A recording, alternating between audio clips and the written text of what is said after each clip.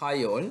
So in this video we will learn about position and last functions in XPath, right?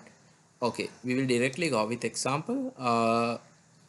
Here I'm taking the previous one, which is you can see that table. I first capture the table and I capture the grand child through the th function. Okay, that will return 5 elements because that specific table has 5 th tags, right, or elements, right?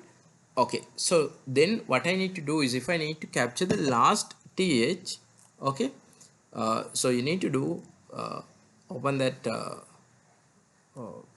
square brackets and you can say last. Okay, then you can see it become 1 of 1. That means it will return the last th tag. Okay, the next one is position tag.